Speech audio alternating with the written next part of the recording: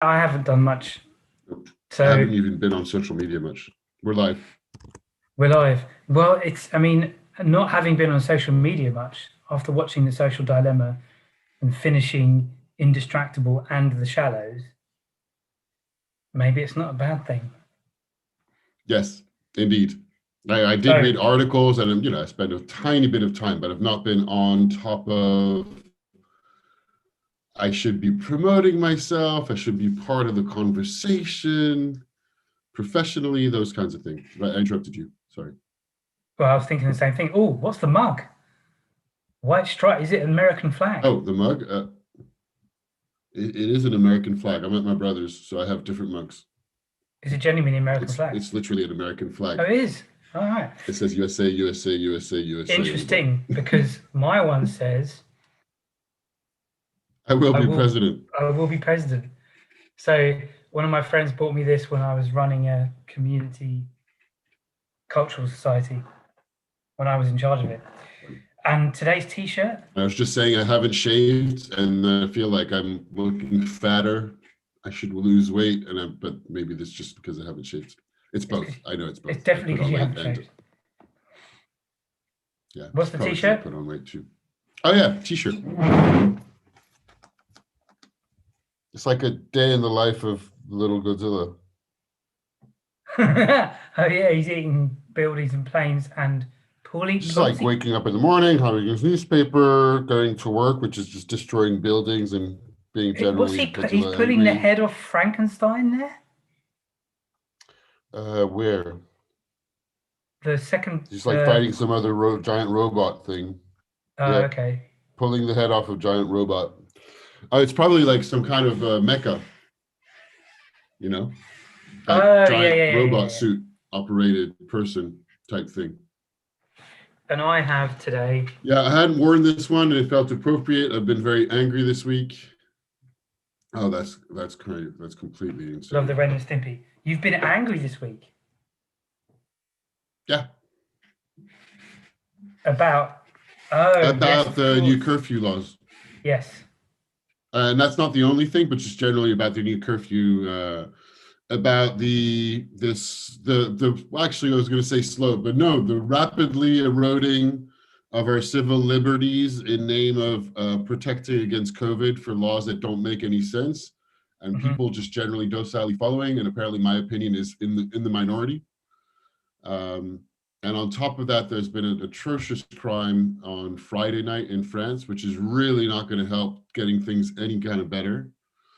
There's a horrible what you just murder, basically, like grisly, on Friday night in France. A professor got decapitated. Yeah, they were talking about it on the news here. The first thing I saw was yesterday morning because I'm away for the weekend, spending time with my mom, and it was my niece's birthday yesterday, one of my niece's birthdays. Anyway, but I caught the first thing, a bit of news that Google served to me was the report from the New York Times. So that's all I've read about it. I've heard a couple of other things, and yesterday was just a family day, so we had enough to talk about the thing without going into more. So the important thing should I just go over the facts just so that, because we're talking about it, just in case anybody go over the facts, and then I will segue to the question. Okay, great. So, fact number one, President Macron, and I think it's the same thing in the UK, and there's a bunch of other countries who announced curfews, which is basically, it's just a nighttime lockdown. So Paris and 8 other large cities around France, which is pretty much probably going to be extended to the rest of the country very soon. I don't know that for sure, but I expect it to be. We're not allowed to go out between 9 p.m. and 6 a.m. Unless you are working. And the president talked on Wednesday night, and basically it was just very explicit that working is the right thing to do, and everything else is just it's like everything else is sacrificed. So meaning the whole culture of leisure, industry, entertainment, hospitality, all of that, like no businesses are open after 9 p.m. You could still go order on Amazon. So like all of the social media and all of these guys, Bezos and Mark Zuckerberg, are fine. They're still going to be making heaps of money. And that, spreading COVID at work and in public transportation and everything else is okay because it maintains the economy. So you little lemmings should keep working. but certainly don't have fun. It's not the right time to have fun. I'm very sorry for all you 20-year-olds, and making the rhetoric very explicitly geared towards anybody who is not doing that is an enemy and spreading COVID. So partying is not the right time to party. You need to go work. And if you catch COVID or if you spread COVID while working, it's acceptable. But if you do that outside of work, not acceptable. I'm paraphrasing big time and putting my opinion in there, but there's opinion pieces in the news that I've read that are exactly like that anyway. And then on top of this, Friday night, unrelated piece of news, but just it's going to reinforce everything. Yeah. So a professor of history in a high school had a class about freedom of speech.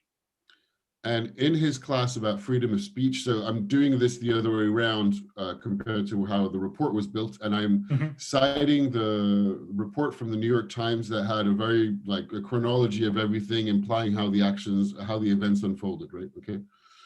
So he'd had a class about freedom of speech, and he did one thing which was probably after the fact a little bit awkward, certainly not saying about the fact that he was killed, but a little bit awkward anyway, which is to say that he singled out the Muslim pupils by saying who's Muslim in the room, which is it's a faux pas and awkward because school is supposed to be secular in France. You're not supposed to talk about or single anybody out, and certainly not a teacher for being a particular religion. It seems like some people got angry. Some others were saying, well, he was trying to be respectful because he was going to show something that was offensive to the Muslim religion, which was the Charlie Hebdo caricatures of satire of the Prophet. Yeah. So he asked the Muslim pupils to raise their hands and asked, so it's unclear whether he asked, offered, or requested them to walk out. But offered, certainly, let's say, offered in some way, shape, or form to walk out because he was going to show something that was offensive in the context of that class about freedom of speech. So a few of the pupils walked out. One of the parents, so he got back to the ears of one of the parents, who ranted on it on a video on YouTube or Facebook or both. I don't know how much of an audience this person has, but presumably it seems like he had enough of an audience that it spread out, and it spread out enough that it got to the ears of a religious, crazy zealot, totally unstable person, an 18-year-old Chechen Muslim Russian person in France, and found the professor on Friday night, slaughtered him, and decapitated him. And then he got pursued by the police and got shot dead. So the president immediately went on site. Other interesting detail, President Macron of France had unveiled his new law to fight against the separatist threats to the country, which is a new word that he made up in a thing in July. So there's I've been talking and looking at a lot of articles about how language and how jargon can shape certain behavior. Yeah. And so he has a whole anti-Islamist separatist law project, which of course is now totally justified because of a new crime. And now I feel the curfew is even double justified for health reasons and to save us from terrorists. So, and the whole thing is horrendous. It's horrible. It's horrible that a professor got decapitated. Yeah. It's horrible that it's probably being taken over. And of course, it's going to make a lot of news. It still seems like the curfew and the COVID thing is still more talked about, but I've not really done a whole roundup of French media since yesterday. So I'm pretty worked up about the whole thing. Dating in my love life is not going to get massively improved by having to go curfew at 9 p.m. I don't feel. Young people, it seems, are going to have to do. I think there's going to be a big resurgence of pajama parties. Anyway, I just started reading an article in a environmental piece of media, a media outlet in France, about the culture of cafes and bistros, which is the social center, as social and cultural exchange of different kinds of people and layers of society that don't necessarily mix anywhere else, that has been killed dead. And we still have the Facebook wall and whatever else. And in comparison, that loops back to the social dilemma and how it's a gigantic tragedy that first, because of social distancing, that was reduced, almost eliminated. And now once again, it's the hospitality workers, the cafe owners, the restaurant owners are going to suffer the brunt of this, let alone, so everything to do with culture and all the kind of stuff that we're talking about, or that I think is really important, art, culture, leisure, everything that is not only work is sacrificed in the name of producing more money for essentially, and I know it's stereotypical to say that, but so that the rich can be richer. And everybody's like, oh yeah, we need to go to work. Not everybody, but a lot of people. And plus I'm like, I don't even know if I would, and what do I gear my anger towards? It's like, it's not even there's a specific enemy to rebel against. I don't particularly like our president, but it's the whole system that's like that. It's not like, it's not like there's an invasion and there's an enemy to be resisting against. It's just that there's a multiplicity of different layers of complicated, complex systems going on that are interdependent. And I guess one thing I can do is have these conversations with you that goes to the ears of a few different people about hopefully giving different ideas.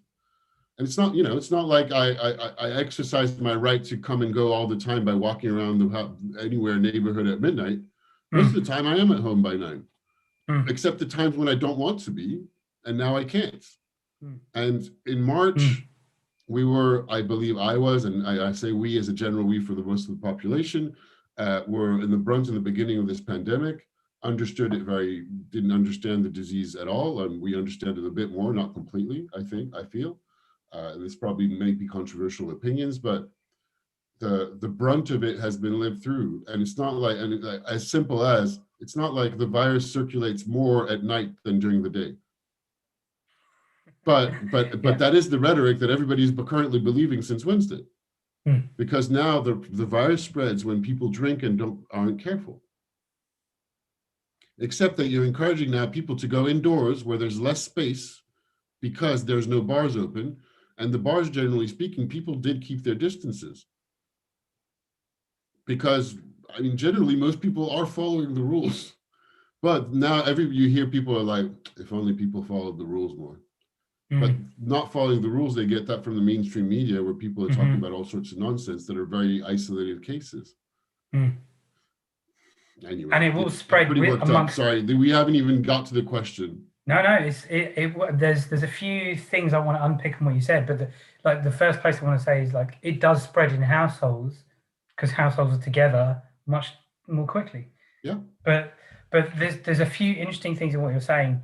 I'm reminded of our conversation, should teachers talk about politics in the classroom and freedom of speech and freedom of thought.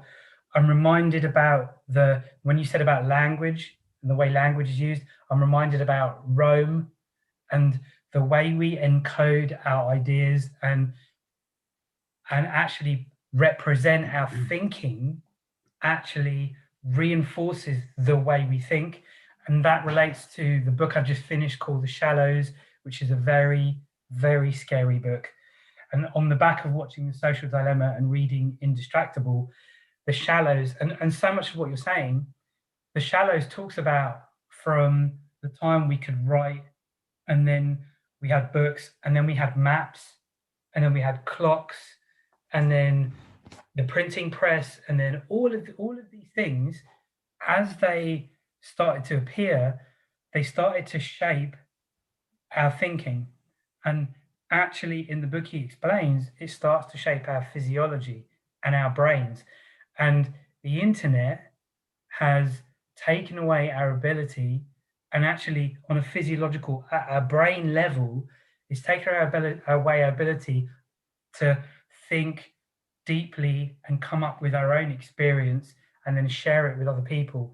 Just like what you said about cafe culture, that intermingling of ideas and class, and he goes on in the book to say that culture is that collective memory and experience that people have, and culture is being eroded by the internet. What culture means and how culture develops is being eroded by the internet, and we end up with this polarizing experience that we're currently seeing. And I think after reading that book, it's because of the internet and what the internet is doing to our brains. One of the last things from that book. It's not just the internet. It is the way the largest companies of the internet, of social media, are shaping it. Yes. Because the early culture, or the late 90s, early 2000s of going to do triple W to go into websites with shaping a certain specific kind, but it's not the same as opening an app and having the environment streamlined towards one thing. No, no, that's true. But I would still say at the core of it is the technology that is the internet. And he talks about something called the Turing machine. And now, Yeah. and this is it's a TV, it's a newspaper, it's a communication device, it's a social device. It's all of these things squashed into this ever ready, available thing that will pull me. And I'm starting to reconsider. I've already changed a lot about the way I use my smartphone. I'm beginning to reconsider it even more. But the way that the last thing from that book that really stuck in my mind was that we say, oh, okay, we're connected into all this information and we can search things and find things and start to use them and have access to a much broader range of information. What he found, one of the things he cites in that is research projects, research that's published is actually becoming narrower. And it measures it by the citations in academic papers. What the internet does is it amplifies the already popular, so it actually narrows the amount of citations that are happening. Whereas in a library, when you had to go and stumble across something on paper and then you come up with your own ideas and you explore it. And I remember doing that when I was at uni, like photocopying stuff and then thinking of a cool thing and then going exploring it and going actually finding the hard copy of the journal. There's a lot more serendipity available if you look through shelves of books to find rather than a search engine. But even then, in the library, there were still things that you would see because they were together. But the breadth of citation was really wide, and it's begun to narrow because of the search engines. And it's just because there's only one right answer, and nobody's going to go beyond the first page. So interesting. Amazing book, amazing. And that's The Shallows. Yeah. The book I was talking about with my brother-in-law yesterday that I have not read, so I'm repeating what he told me, right? Mm-hmm. Was about the kind of use of language, and it's a book, I didn't catch the title, but the author's called Klemperer, and he talks, and it's a small book where he talks about the use of language by the Nazi regime, and the language and the vocabulary created by Goebbels, mm-hmm. Who was the propaganda and communication specialist of the mm-hmm. of the bunch. That I'm actually interested in looking into. I should look into what he's from a communication perspective, of course. Yeah, exactly. And so they created a number of jargon words to qualify ideas and at the same token reducing the use of other words in the German language. The idea being that if you reduce the other words that are used, you reduce the number of ideas available. Yeah. And you funnel them down to the word that you want to use to represent one thing. Wow. And that becomes the only thing that people can think about, because none of the other words are used, and you don't put them in anybody's head, so their meaning gets lost too. Their meaning and their ideas gets lost, which actually just joined back to what you just said about the number of citations, because the search engine the search engine algorithm is organized to find whatever the best answer is. So if everybody has the same or close to the same, then all the other possible ones are lost, and all the rest of the knowledge is lost, and you're not creating those synaptic connections that create new ideas, because new ideas is one bit of thing to another that gets connected together. Yep. And that's how your brain works. Yep. Or our brains. And the brain, what the way we use the internet, thinking in headlines, surfing, jumping around at a surface level, is changing our brains. It's changing the actual fabric of our neurons and circuitry in our brain and the way we form connections. It's frightening. And how this is just, I feel old. I feel grateful. I feel grateful that I remember a time without the internet. When I was a teenager, I would play guitar and read books and watch a bit of TV. But you still do that, right? Yeah. But here's the other interesting thing is that the internet and the technology is not going to go away. No. But the conversations we're having, those kinds of books are an opportunity to say, okay, well, which way are we going to go with this? Same thing with the people who finance the social dilemma, because it's overly dramatic, but it's also putting a lot of points across for people who do not realize or understand how this stuff works. So, and I think we're doing a service with this conversation. Yeah, I hope so. I don't know. Not a lot of people are watching it, but doesn't matter. It's there. But it doesn't matter. Yeah, and it's difficult to be positive about anything. But at the end of the day, I do believe there's a lot of the conversations I have with you are really enriching. And I can only hope there's a lot of, like, the more enriching, the more we go looking. And if people listen to us in a way that they're like, they want to go look and read and do other stuff and discover things, I hope it's for the best. But I can understand that the draw to watch another episode of a show that was much better produced than this Zoom conversation with better actors and better looking people. This is, hey, we're not, and a whole plot. We're not bad looking. There's a plot. No, you look great. You look great. I'm the one feeling like I don't look great. You always look fantastic, Jim. Like really sharp. No, it's true. You look a lot sharper than I do generally. Like, I know that your wardrobe is a lot sharper than mine. You look good. We both got a hoodie and t-shirt on. Thank you very much. Now, this is good because it leads to the question. I'm not talking about the hoodie and t-shirt. I know the rest of it. I know some of the other stuff in your wardrobe. I don't know your whole wardrobe, but I know you. It links to the question, what you're saying. Right. Because today's question, we finally got there, is now, you won't believe me, it all relates. Today's question is, do you need a purpose in life? That's a great one. Now, this is a question that was from the bits of paper that you asked one of your classes to write. Yeah. And do you need, so everything we've been talking about, I think, relates to this question. Do you need a purpose in life? No, you don't. I mean, actually, it's funny because the last few questions I found myself answering a yes or no, and then we have a conversation. And it's a funny thing because it's of course been really big and trendy to talk about purpose. It's big in branding, it's big in business. There's a whole like Simon Sinek start with why and everything else, TED Talks in general, the whole concept make it look like everybody's got a huge purpose and the people talking on stage have fulfilled it and sharing with us all their wisdom. So how everything is set up in TED and most talks these days show that kind of thing.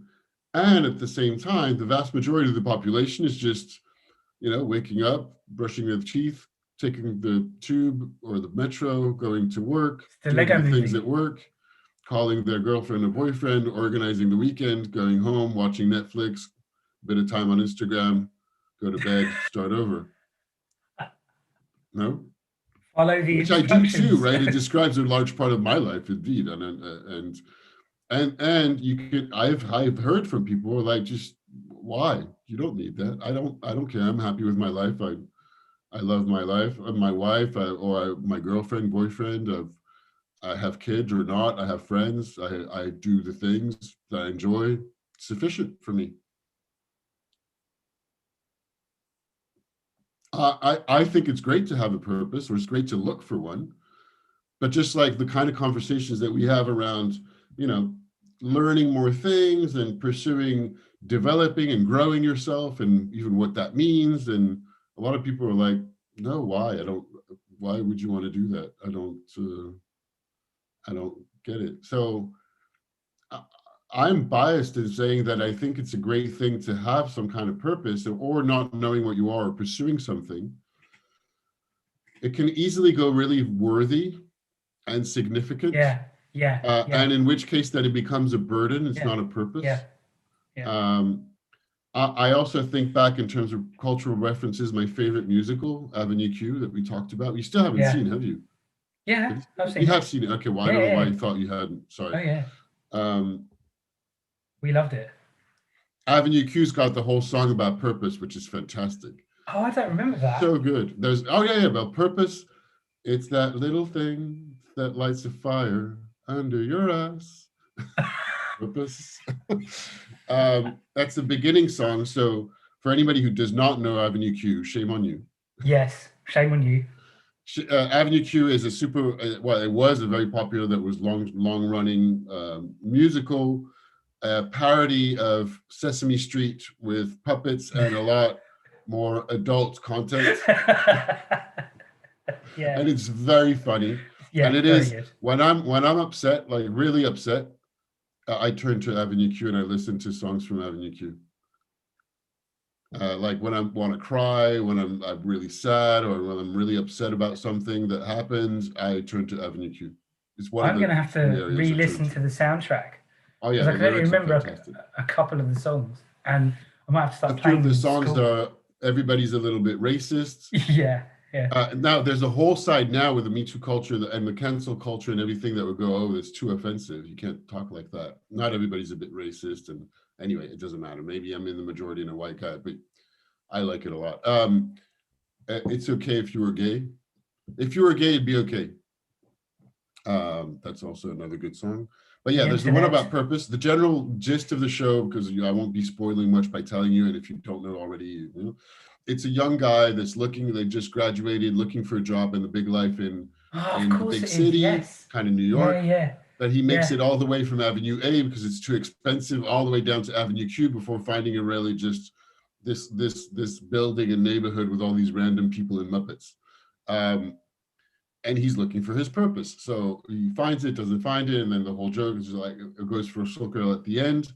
And one of the magical things about purpose and how big coaching is these days is that he goes, I got it. I found my purpose. Maybe my purpose is to help others find theirs. And to the young guy he's talking to is like, are you high? Yeah, I don't need to get some old dude to give me a purpose. Go fuck yourself. Sorry, we're not supposed to swear on the show. I apologize. They're swearing in the Avenue Q. Not in this show. Yeah. In this show is clean, not explicit. I'm sorry. I've forgotten how good that is. I've forgotten. It's so good. I'm gonna have to re-listen to it. The final song is "Everything Is for Now." That's kind of a good way. Everything's for now, not just now. There's nothing else than now. Yeah. And it's got very funny lyrics and completely just borderline offensive, and sometimes very offensive. It's fantastic. So the point being that, and I also, some of the characters reply back, well, maybe you don't have a purpose. Maybe you won't find yours. Maybe it doesn't really matter. And by the way, to begin with, which is where I usually go with those kinds of conversations, as you know, is like, what does it actually mean? Because a lot of people talk about that, but is it defined? What does it mean to have a purpose? Because a lot of what is bandied around, this does double back to our conversation about vocabulary and the way we use words. And the media does it big time. A word becomes popular and you know, you're like, whoa, this is a keyword for something. Just like, so my mention of President Macron in his speech in July, that was about the healthcare crisis, generally speaking. And then suddenly I hear the word separatism. And I'm like, that didn't match what was said before or after. And he just inserted the fact separatist. I'm like, what? I just think of Star Wars when I hear that. Huh? I just think of Star Wars when I hear that word separatist. The separatists? Yeah. That is a little bit like that. I know. Part of the reason why I'm like, wait a minute.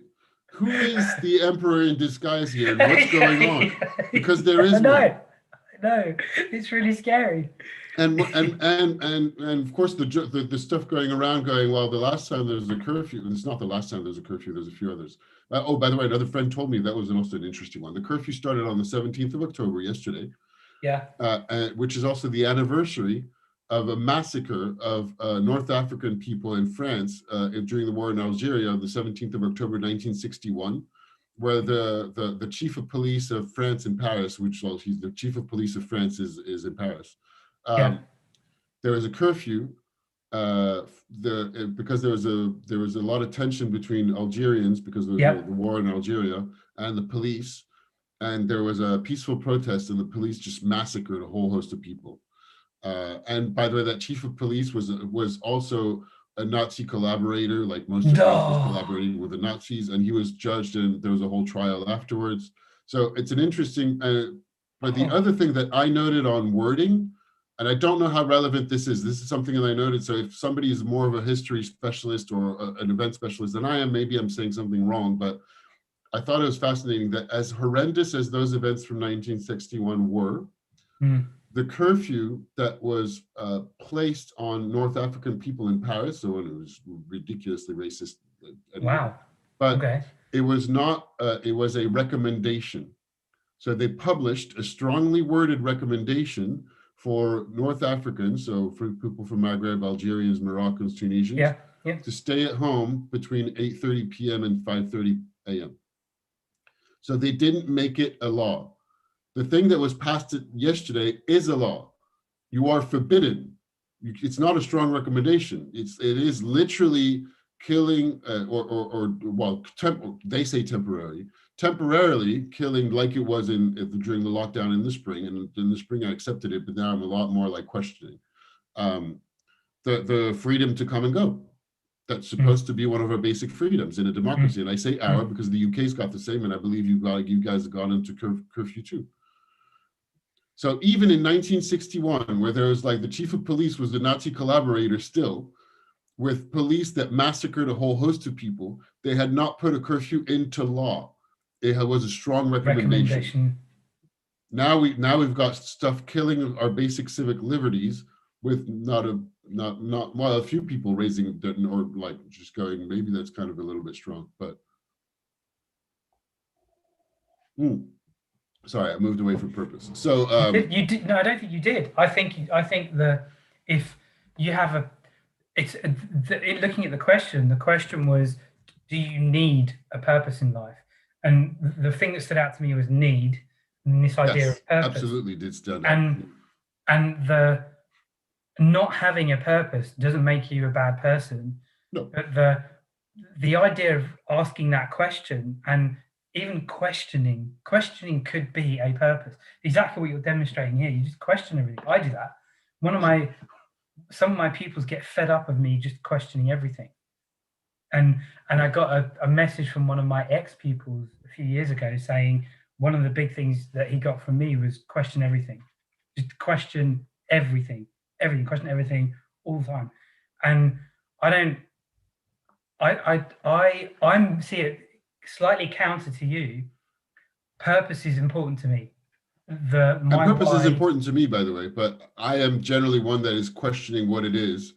But that's kind of my makeup, to wonder and to look and to not really commit to any one thing, because there's all these possibilities that are all amazing, and I could do this, I could do this, I could do this. Whereas I'm much more like, I like to clarify and articulate and get clear about a purpose, and that is the fire under my backside that keeps me going.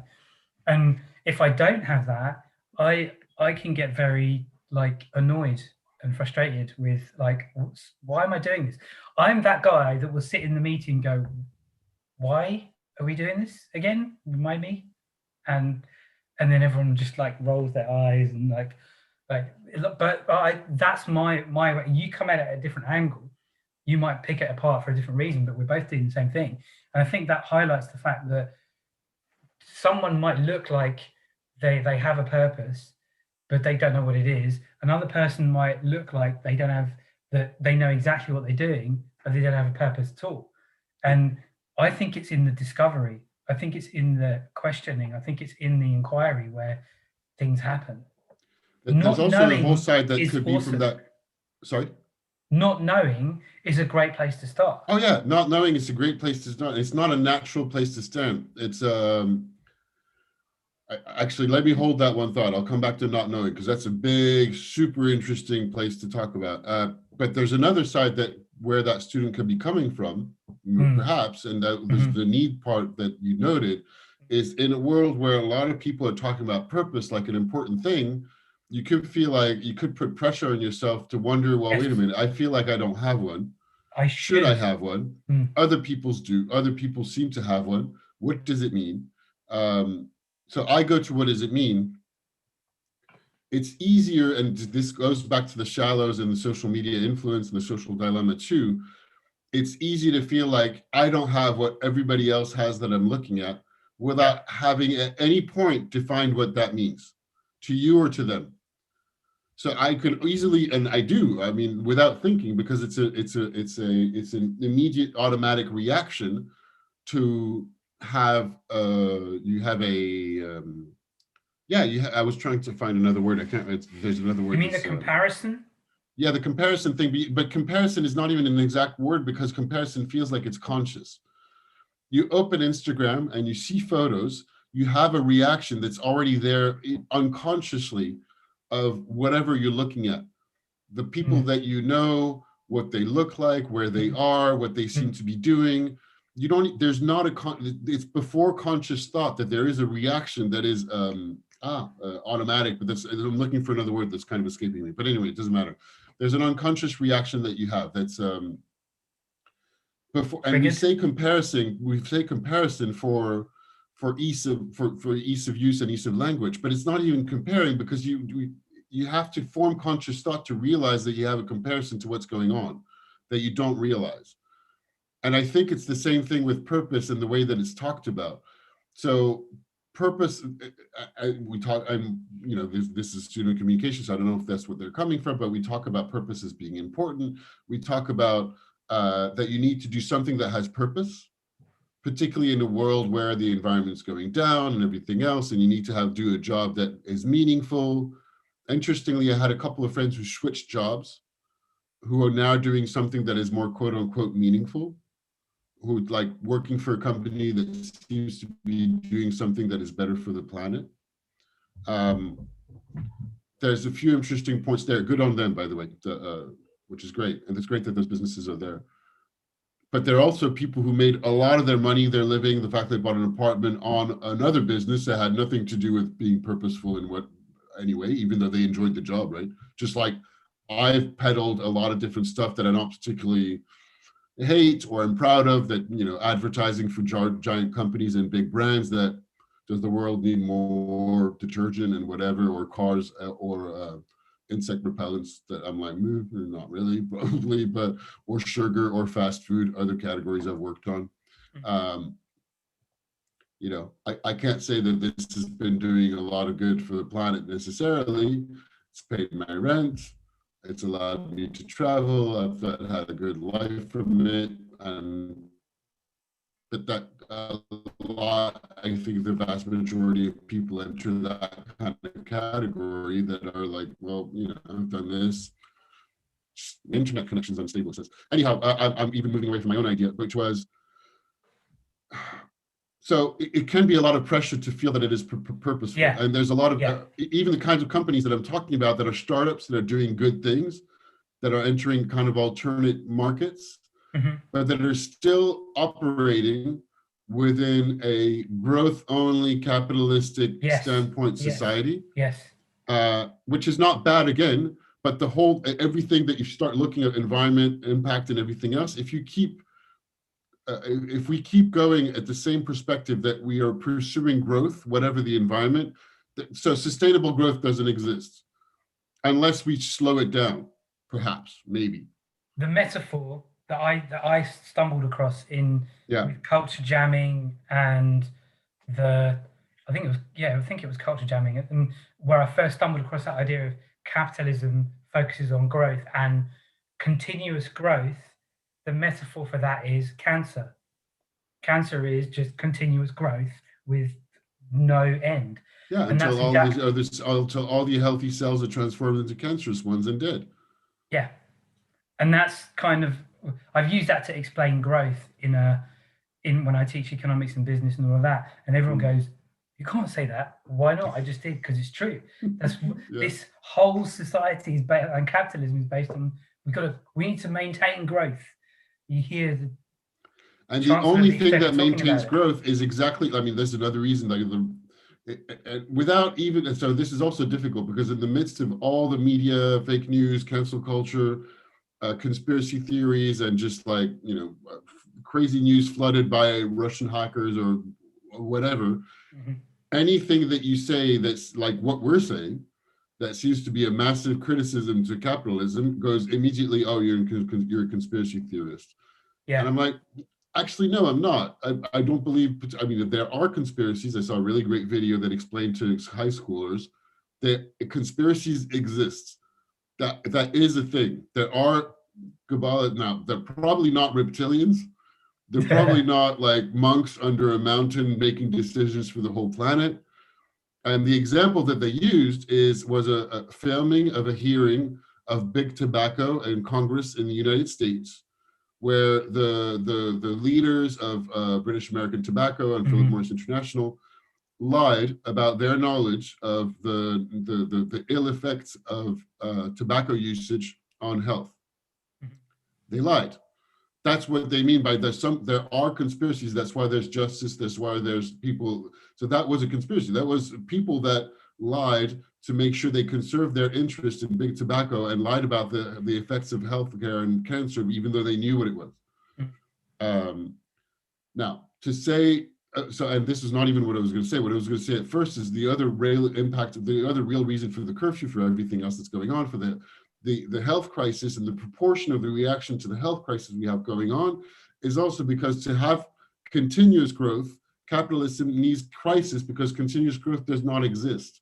Just like a perpetual motion does not exist in reality. So what it needs is peaks and troughs. So we need to break down the whole society, not break down the whole society. That's not what I mean, but there's a whole other topic, but that's not what I mean. What I mean is, to be able to keep growing, it needs to fall to be able to keep growing. And whenever it falls, and I'm very, very much just like, there's a lot of complex thinking in economics that I don't know, that I listen to interviews of people who know a lot more than me, but it needs to, and when it falls, it typically, I mean, it doesn't affect adversely the richest people as much as the people who have not that much. To be quick about it. Anyway, and one of the biggest consequences, of course, of the healthcare crisis going on in the COVID-19 pandemic is that instead of it being, people who, anyway, it's the first time it's a healthcare crisis that is a crisis to capitalism. That allows the capitalism to slow down so that it can restart even faster than before. There's a great book, Naomi Klein's Shock Doctrine. Maybe, by the way, I'm not even sure about it. Yeah, Naomi Klein's. Takes us away a little bit from purpose, but by the way, that's another thing. Purpose is also a conversation about growth, because purpose is driving you towards something. Oh wow, So talking about vocabulary and keywords, as we started the conversation with, to popularize the use of the word purpose justifies driving progress towards, which typically is on an upwards curve of growth. It goes hand in hand with saying we need to keep growing. Which also, the vocabulary we use in personal growth and development is also the same kind of like, we need to progress. Which actually, that's talking philosophy in Michel Foucault's L'ordre des choses en français, and the use of words? The summing of things? The order of things? Yeah, the order of things. It's not translated exactly the same way. So he talks about, and it's one of the main, it's complicated. I read this one, but I also had a course to explain things. You read the whole book? Yeah, but I mean, I read it. I didn't understand most of what I was reading. To be honest, it's a very complex philosophy book. I want to dip into it again. But it's the order of things in English and les mots et les choses in French. Sorry, I was mixing both the words translation. So it's the book. The project of the book is a philosophy. Obviously, it's a big philosophy staple, French, and epistemology. And it's a study of human sciences. So he proposes the book to be an archaeological project of human sciences. So he says, well, if we study the evolution of philosophy, history, psychology, so all the human sciences, over the course of human history, what is there to be found by studying that? So that's the project of the book. And he so that really is meta. That really is meta. It's hugely meta. So I'm going to do a philosophy book about the history of philosophy and the way that it was thought across the ages. And not just philosophy, but all the science of the human sciences. So he's splitting up between, math and anyway, although he includes that. And so he creates a word called episteme, and what he calls an episteme is an era of, he divides human history into 3 eras. Okay. before the Renaissance, Yeah. Renaissance to 19th century Industrial Revolution, and Industrial Yeah. Revolution to like now we're still in the middle of the third. Okay. And he says each one of those were dominated by certain ideas of how we see the world, civilization, society, and those ideas permeate and dominate the whole thinking. Yeah, this is in the And he shadows. This says, kind of thing's in the shadows too. and he also, I mean, if you go back to the philosophy books, generally you'll find most of the nonfiction things, because they're also, just anyway, they go back to, so he says, as long as you are within one of those eras or epistemes, you can't think outside of it. Everything that you're thinking, all of the thoughts from all of the human sciences fit within the model. Now, all of his thinking has like people who debate it, disagree, and there's other philosophers that talk around it in a way that I probably like it's way beyond my level of comprehension. You're doing a good job of explaining it.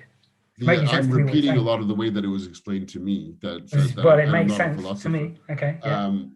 So the third one is all, he says the third one is all about progress. So the first one before the Renaissance was all about a relationship to divine.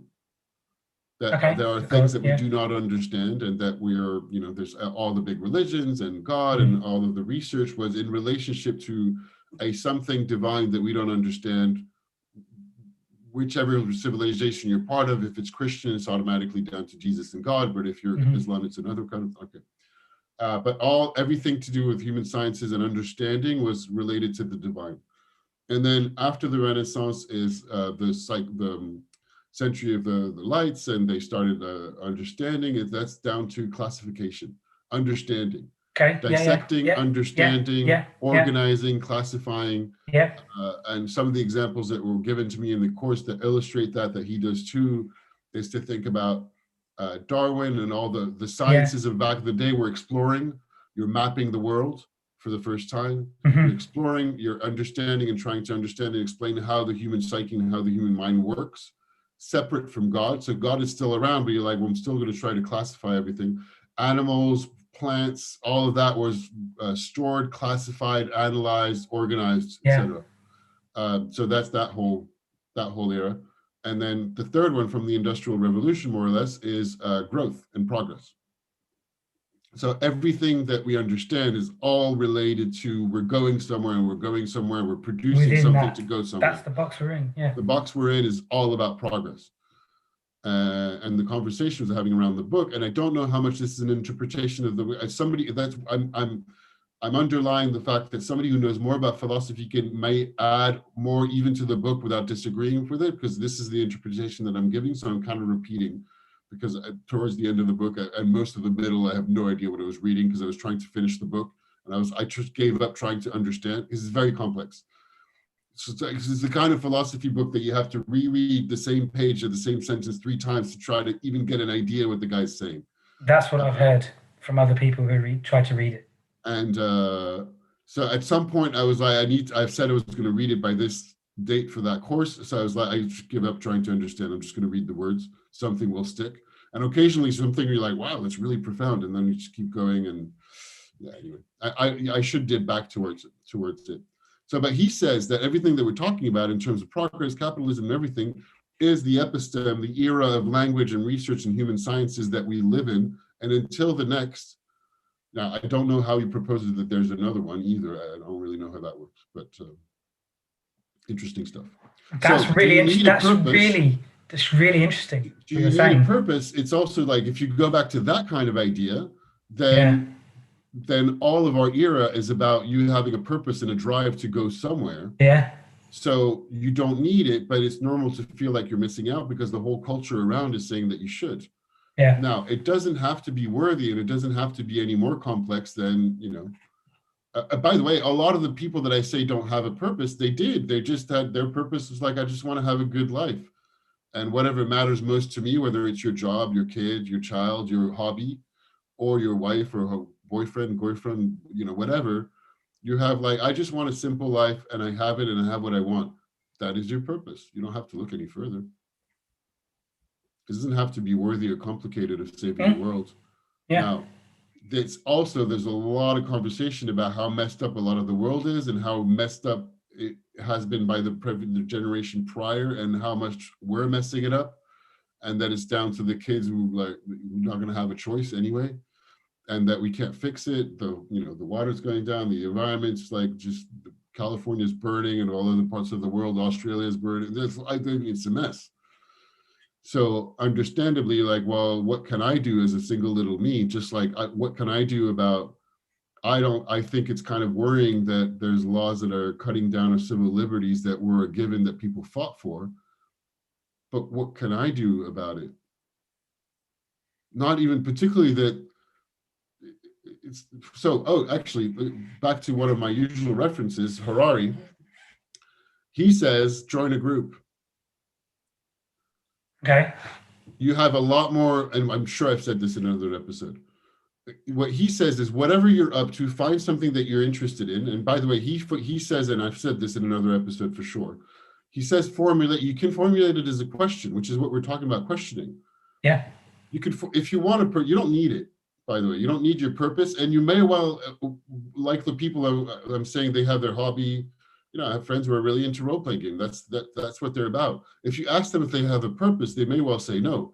But I think in the sense of what we're talking about, you could say, well, that's their purpose. They've decided to dedicate a large part of their life to that thing, that hobby in this case, or, your wife or your child or your job or your kid, just stuff about life or eating. I don't know, whatever, which could be taken as a hobby, I suppose. So Harari talks about formulating it as a question. Yep. Which I've talked about. So you don't have to say, this is what my purpose is. You can also dedicate to yourself to something and then look back and say, oh, well, I guess that was my purpose, without really thinking about it. Just, what do you like? What are you interested in? It doesn't have to be more complicated than that. You don't even have to formulate it. If anybody asks, you can tell them, like, just, go away, I don't have one. Even though the whole society is telling you should. And or you could just say, I'm still thinking about it. I don't know. Not pronouncing myself. And he also says, if you want to have an impact on whatever your question is or whatever it is that you're up to, join with other people who are up to the same thing. So, because as a group, human beings have a lot more possibility of an impact on the world that we have than alone. Now, of course, the other interesting things is groups disagree with one another and create new groups. And groups are organizations, NGOs, a charity, a club, people doing the same thing and meeting, people in the same company, a political party, et cetera, right? The groups are the things that are engines to our society. We are, in a way, subordinate to the groups that are political parties or to the group called a parliament. That's a group of people. It's a group of people we've designated to say, well, you take the important decisions in our country. There was a woman, someone cool, I think it might have been Margaret Mead, the cultural anthropologist. It was somebody like that. I'm going to have to look it up and check it. She said something along the lines of, the only thing that ever changed things is a small group of people. Yeah. The small, determined, small, committed, determined group of people, right? Yeah. Which goes at, does it go at odds with the whole other quote about, one man or one person alone can make a difference? Can make Actually, a majority. no, it goes along, one person can make a difference within a group anyway, it doesn't matter. I think. And I think that's part of the reason we're having this conversation, certainly for me, is that I get to listen, and I know I like talking about ideas and exploring them. This is great because also culture, I have a part of my course in the 5th year that is about brand culture that I need to tackle next, about what I'm going to do.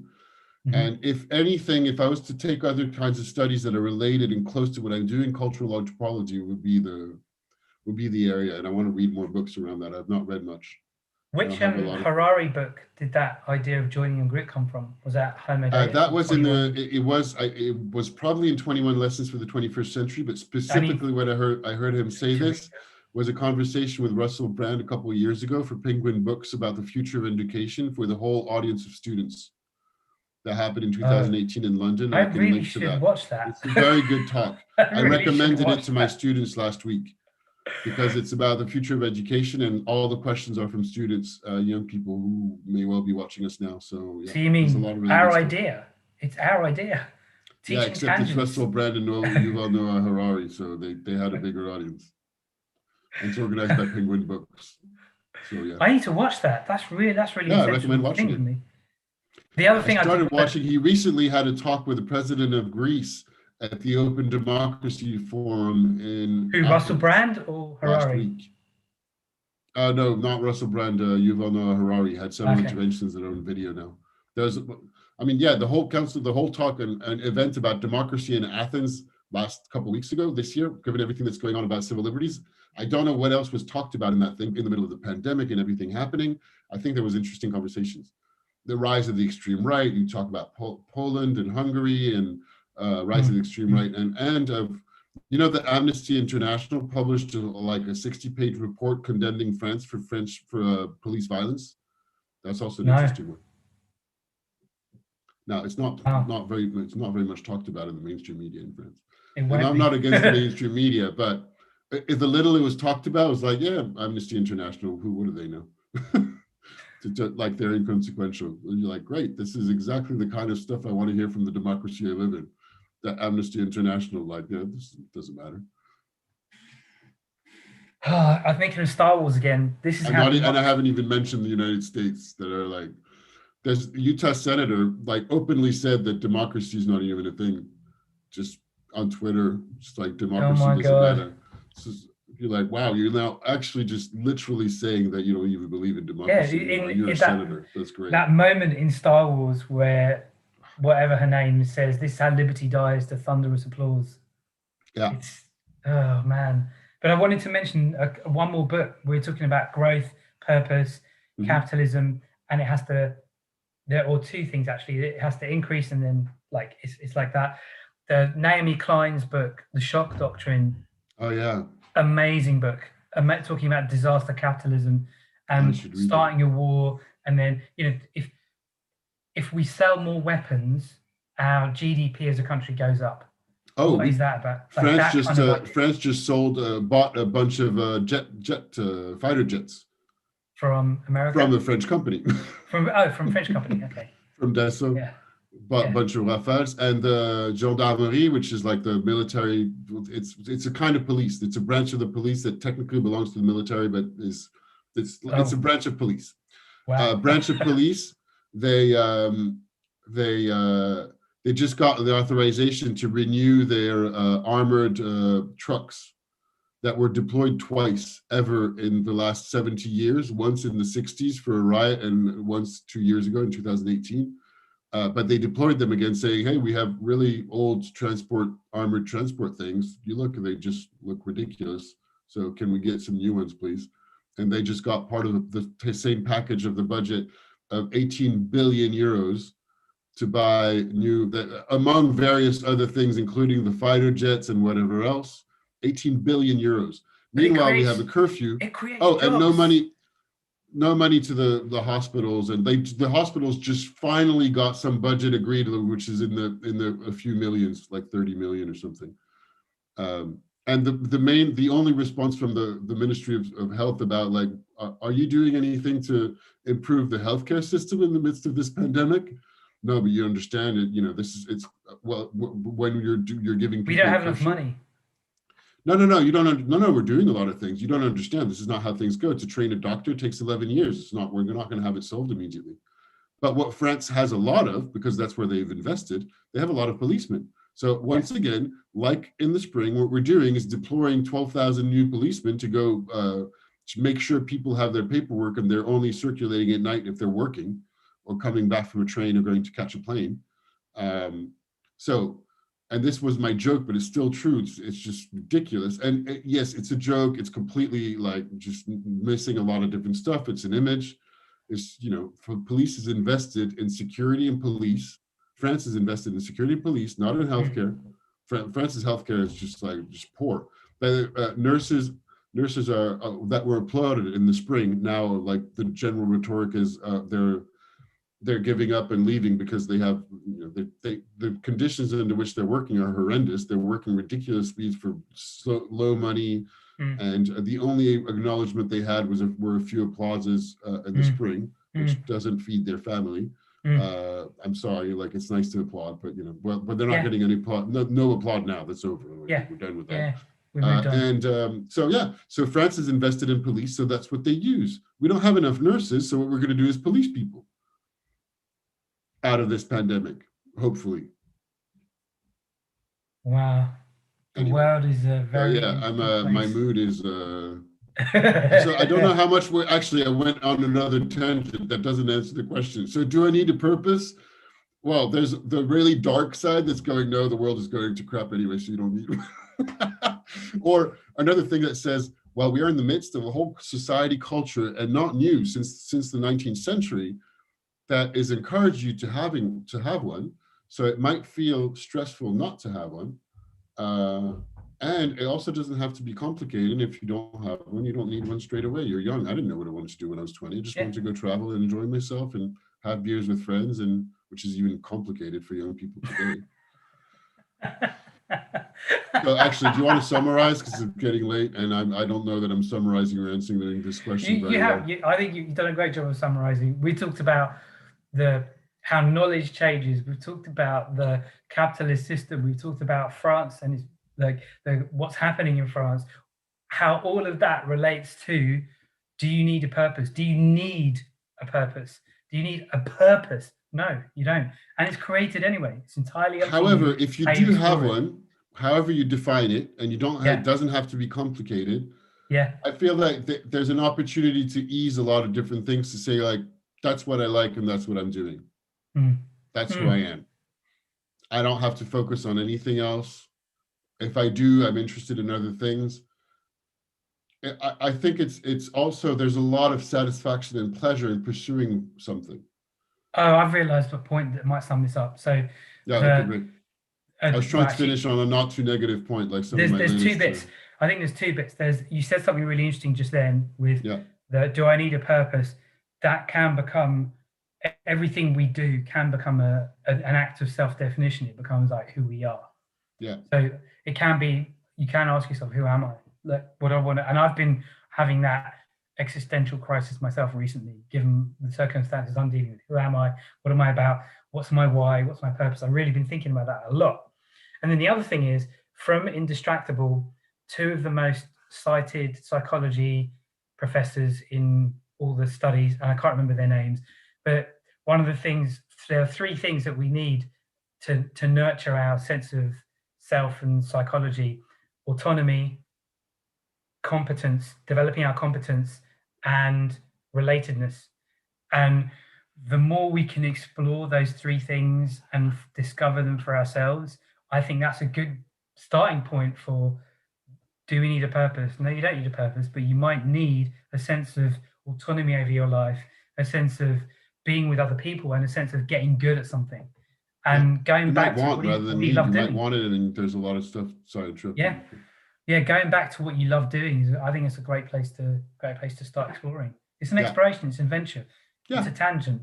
It's a teaching tangent. It's what we do every Sunday. Thank you for summing that up. Perfect. Fantastic. Thank you, James. Talk next week.